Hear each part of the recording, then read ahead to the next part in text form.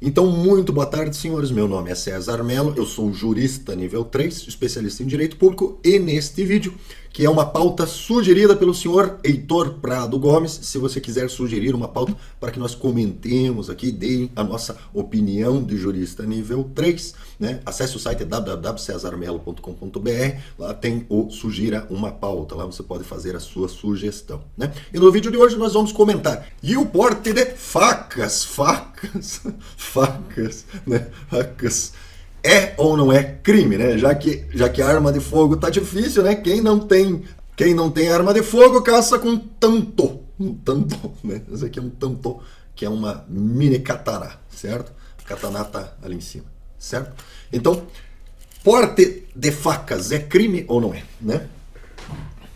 Eis a questão que iremos descobrir, olhar a teoria e também a prática, né, do porte de facas, né? Então, vamos à vinheta e seguimos com o vídeo.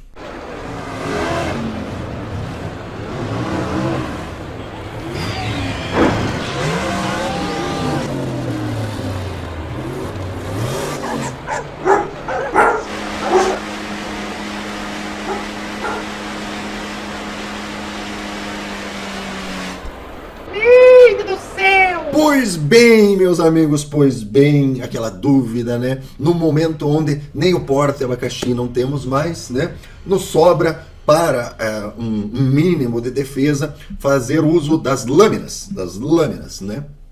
Das lâminas que não se trata de uma ferramenta tão eficiente quanto um dispositivo de arma de fogo, porém, contudo, no entanto, né, a depender do seu nível de treinamento marcial, né, podem ser ferramentas de equalização de forças relativamente eficientes, certo? E daí vem a questão, mas é crime? É ou não é crime, né? Num país onde tudo é crime, portar arma de fogo é crime, né? E vamos diretamente à resposta lhes dizendo que sim, é crime. Nossa, que grande surpresa! Tem alguma coisa que preserva a liberdade individual no Brasil que não é crime? Não. Se você descobrir alguma coisa, mantenha o segredo. Conte para os amigos nos bastidores. Porque se você contar para alguém, né, considerando a nossa de direita gravata amarela, vai virar crime, né? Então, aonde que está tipificado o porte de armas que não sejam as armas de fogo, né? Isso está tipificado no artigo 19 na Lei de Contravenções Penais. Então, deixa eu abrir aqui para vocês. Então, vamos lá, aqui está, né? Artigo 19, Lei de Contravenções Penais. Trazer consigo arma fora de casa ou de dependência desta sem licença da autoridade. Esse artigo, ele tratava especificamente da arma de fogo, né? Porém, contudo, no entanto, no estado policial, onde a depender de quem é o presidente, até sair de casa é crime, né? Até você abrir seu comércio, sair de casa para trabalhar é crime, né? É óbvio, né, que haveria uma extensão indevida da palavra arma para abarcar aquilo que o Funça de plantão, sofredor, e me condoo muito de quem sofre disso, né, mas sofredor daquela doença chamada síndrome do falo diminuto, né, faria uma expansão da interpretação da lei para atrasar a vida do pagador de dados, né? Como vocês muito bem sabem, a nossa sociedade é dividida entre os que têm o chicote na mão e aqueles que estão na ponta do chicote, né? Então, a obrigação daqueles, né, que estão com o chicote na mão, e não estou falando dos políticos, eu estou falando das nossas autoridades concursadas com portaria de nomeação, os que personificam a longa anos do Estado, né? Esses seguram o chicote, né? E os outros, que são os que pagam os impostos e sustentam, né, os que têm portaria de nomeação, a parte deles é receber a chicotada de preferência, de uma forma que não machuque a ponta do chicote, porque inclusive danificar o chicote é crime. Não sei se vocês sabiam, até danificar o chicote. Dependendo, então ajuste bem as suas costas para que não danifique a ponta do chicote quando receber a sua chicotada, porque senão também é crime. Né? Então o que aconteceu? O artigo 19 diz o seguinte: trazer consigo a arma, né? Então prisão simples de 15 dias, 6 meses ou multa, a pena é aumentada de 1/3 até a metade se o agente já foi condenado, incorre na pena de prisão simples ou multa quem possuindo arma ou munição, a deixar claro que estava se falando de arma de fogo, né? Deixar de fazer comunicação à entrega, permite, enfim. enfim, isso aqui era arma de fogo, né? Mas na sanha de controlar tudo e todos, né, se expandiram indevidamente a condição de arma e começou-se a criar o que tecnicamente, né, o que a doutrina, a jurisprudência, né, aqueles que são juristas nível 3 gostam de chamar de folclore tirado da bunda, né, folclore tirado da bunda, porque não é lei, né, começaram a considerar este tipo de coisa arma, né? Por quê? Porque existe a sanha punitivista, né? A síndrome do falo diminuto não permite que você tenha liberdade, né? Então, a primeira pergunta, é crime? Hoje, eles consideram que é. Então, existe uma possibilidade de você estando com uma dessa aqui na rua, você ser conduzido para a delegacia? Existe e não é baixa, né? Então, aqueles que fazem a ponta do longa-manos, né, se tiverem a intenção de atrasar a sua vida e levar para a delegacia, né, eles têm um fundamento legal para fazê-lo, certo? Então, artigo 19 da Lei de Contravenções Penais esquenta a condução para a delegacia, certo? Porém, o que diz a jurisprudência, né?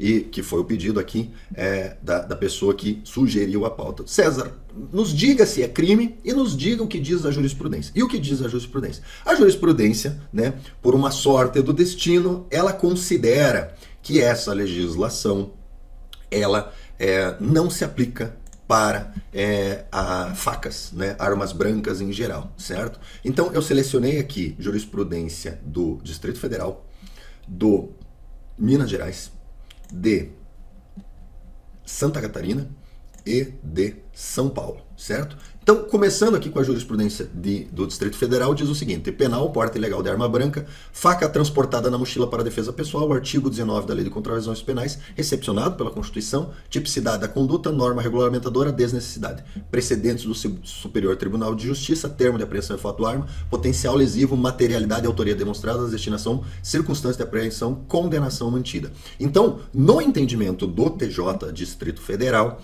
é crime.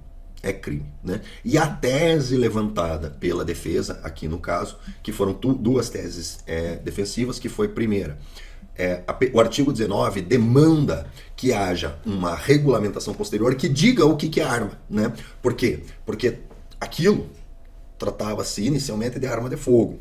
Como a Lei de Contravenções Penais é de 1941, houve uma discussão sobre se essa lei foi recepcionada ou não pela Constituição de 88. Muitas leis não o foram e perderam a sua validade, foram revogadas tacitamente, né? Então, aqui, uma das teses defensivas foi de não recepção, que foi indeferida aqui pelo juízo, né? A segunda tese defensiva foi a seguinte: olha, demanda uma regulamentação infralegal para dizer o que é arma, né? O que o legislador aqui, ou o que o legislador atualmente considera como arma, porque a arma de fogo, ela tem regulamentação própria na Lei 10.826. E essa arma aqui, o que quer dizer? Qualquer coisa é arma, né? Em que situação se torna uma arma? Em não havendo regulamentação, o crime existe, porém ele não pode ser aplicado, né? Por exemplo, a lei de drogas, a lei criminaliza lá o tráfico de drogas, porém há uma regulamentação à parte que diz quais substâncias são drogas, né? Se a substância que você está comercializando ou fazendo o que poderia ser considerado tráfico, não estiver na lista, simplesmente não é tráfico, né? É por isso que, se você, por exemplo, resolver colocar talco dentro de um pino e vender como se fosse cocaína, não é crime, né? Não tem fato típico, porque talco não está na lista de produtos que são considerados droga. Então, uma tese defensiva, no caso de porte de arma branca, olha, não há regulamentação do que é arma. Então, o crime existe, porém você não pode dizer que a minha faca é arma, porque não há uma regulamentação que diga o que é arma, tá? E a segunda defesa que foi aqui colocada é o potencial lesivo, né? Olha, se você utilizar um objeto em formato de faca, mas feito, por exemplo, de silicone, que não é capaz de ferir, não tem nenhuma condição de causar um ferimento, né? Não há crime porque não há lesividade potencial, né? Porém, no caso do Tribunal de Justiça de Minas, do Distrito Federal, foi descartada todas as defesas e foi mantida a condenação. Então, nesse caso específico, foi considerado crime e a pessoa foi punida. Porém, eu trago em contraste aqui 3 outras jurisprudências que dizem que não é crime, né? E a base legal para a negativa de que é crime é o seguinte: o fato de ser uma norma penal em branco e não existir ato normativo complementador. Então, como não há uma justificativa do que seria uma caracterização do que seria uma arma, no caso da lei de contravenções penais, certo? Então, o fato seria atípico e não haveria crime, né? Então, aqui nesse caso, a pessoa foi... aliás, até colocando aqui, essa é uma jurisprudência também de Minas Gerais em contrariedade à anterior que eu trouxe, né? Dizendo exatamente o contrário. Olha, aqui nós não consideramos arma branca. Mas aqui é importante ressaltar que a pessoa foi conduzida, ela foi presa, ela foi condenada em primeira instância e daí em sede de apelação é que ela foi absolvida, certo? Aqui outra jurisprudência, essa aqui de Santa Catarina, né? Essa aqui de Santa Catarina, que... deixa eu ver só a ementa aqui. A ementa diz o seguinte: porte de arma branca, né? Denúncia por contravenção, condenação pelo juízo monocrático, ou seja, foi condenado em primeira instância, apelação provida por atipicidade da conduta. E foi considerado exatamente o mesmo fator, né? E aqui tem um ponto que eu gostaria de destacar nessa absolvição, que ele diz o seguinte: o porte de arma branca sem autorização, salvo quando se tratar de espada ou espadins, não constitui ilícito. E aqui eu dei uma olhada no inteiro teor e uma coisa me chama a atenção, né? Aqui a gente tem uma posição de absolvição que também é uma posição fundamentada, né? Mais uma vez utilizando o termo técnico reconhecido na doutrina de jurisprudência, chamado folclore tirado da bunda, né? Porque é o seguinte: se não há definição na lei do que seria uma arma, então da onde que eles tiram que uma espada ou espadim seria arma e, portanto, haveria lesividade da conduta, né? Obviamente da bunda, não tem outro lugar para tirar a questão, né? Você acatar a tese de norma penal em branco e a ausência de regulamentação, né, capaz de reconhecer o que é arma ou não é arma, ela é incompatível com o fato de, não tem regulamentação, mas tem umas coisas que eu considero que é arma, então para esses vale, né? Então, aqui nesse caso específico,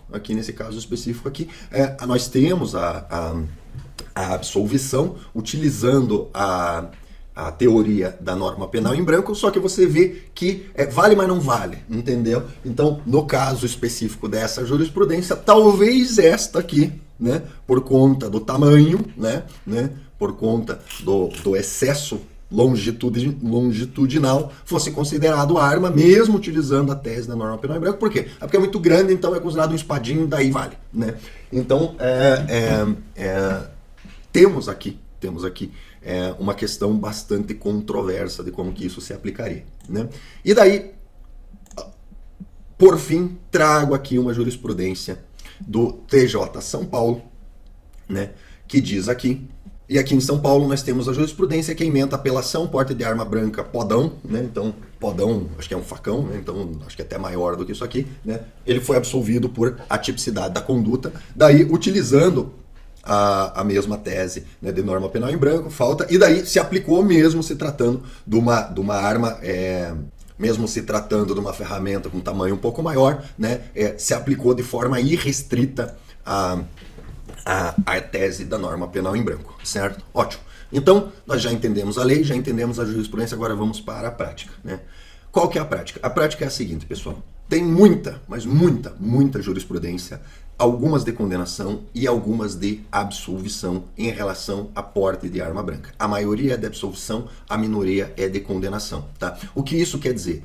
Isso quer dizer que a polícia leva preso, tá? Isso quer dizer que nós temos um contingente excessivo de autoridades policiais que sofrem gravemente da síndrome do falo diminuto e levam preso. Por quê? Porque se fosse como a lógica comanda, que seria o seguinte, não é crime e, portanto, o Estado vai simplesmente ignorar por ser um irrelevante jurídico, né? Você será tratado ao estar de posse de uma faca, de uma arma branca, né? Será tratado assim como os erboafetivos o são quando estão fumando maconha, né? Na calçada da sua casa, né? E daí passa a viatura para cima, para baixo e finge que não vê. A chance disso acontecer, ela é menor, tá? A chance de você ser abordado e ser conduzido para a delegacia de posse de uma arma branca, tá? É bastante elevada.